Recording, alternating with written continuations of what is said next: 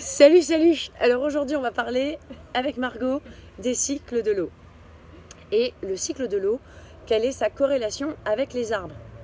Donc, déjà en général, l'eau, elle est partout. Elle est dans ton corps, elle est dans ce que tu manges, elle est vraiment partout. Il y a 1400 milliards de kilomètres cubes d'eau répartis entre la mer, les océans, les eaux continentales, que sont les rivières, les lacs, les nappes phréatiques, les sources, les ruisseaux, l'atmosphère, donc les nuages, la vapeur, la biosphère, donc les arbres, les plantes. Donc, il y a ce phénomène d'évaporation. Tout part de l'océan. Donc le soleil chauffe et l'océan, donc il va y avoir cette sorte d'évaporation qui va donc faire monter l'eau dans l'atmosphère. Sur les continents, il y a ce qu'on appelle l'évapotranspiration. En gros, c'est le même phénomène. En gros, l'eau va s'évaporer pour remonter dans l'atmosphère. Donc, ensuite, je voudrais te parler de ce phénomène de condensation. Alors, qu'est-ce que c'est? Une fois que l'eau elle est dans l'atmosphère, au niveau des nuages, eh bien, en fait, l'eau va changer d'état. Il va y avoir donc un changement d'état vaporeux à un état solide, entre guillemets, sous forme de cristaux, et liquide, sous forme de gouttes. Au fur et à mesure que ça se condense, donc dans ton nuage, comme ici derrière, c'est un cumulus, donc il n'est pas très chargé d'eau. Puis d'un seul coup, il va y avoir en fait une sorte de densification de la goutte d'eau.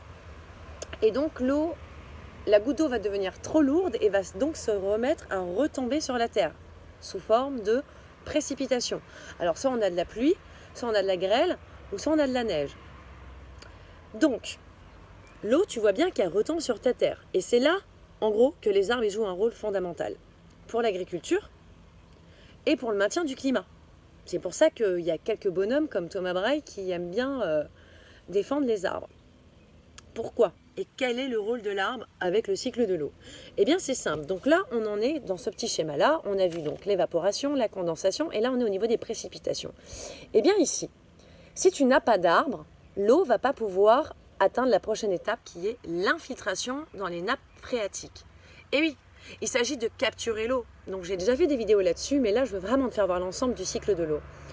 L'arbre, c'est l'élément moteur, le macroneurone entre le ciel et la terre qui va te faire infiltrer l'eau, recharger les nappes phréatiques, qui ces mêmes nappes phréatiques vont venir recharger les sources, les ruisseaux, les rivières. En gros, ils viennent gonfler tous tes cours d'eau continentaux que tu vois. Donc ici, par exemple, si on coupe les arbres à Dieu le fit, le jabron, il risque de s'assécher encore plus. Ça, c'est pour un exemple très local. Donc, comme tu as compris, grâce aux arbres, on peut atteindre cette étape de l'infiltration. Et comme tu le sais, si les cours d'eau sont remplis, eh bien, comme tous les cours d'eau, rivières et fleuves, ils vont tous se jeter dans la mer, puis après dans les océans. Donc tu comprends que c'est une boucle.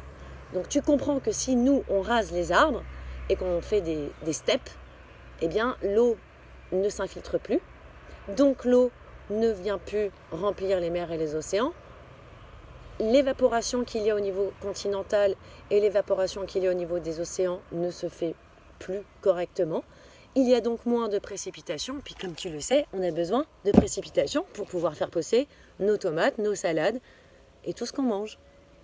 Voilà pourquoi l'eau en fait est primordiale et qu'il faut comprendre qu'elle fonctionne dans un ensemble avec notre planète, avec notre terre, avec notre sol. Elle a aussi une fonction dans la microbiologie des sols, mais ça je te l'expliquerai plus tard.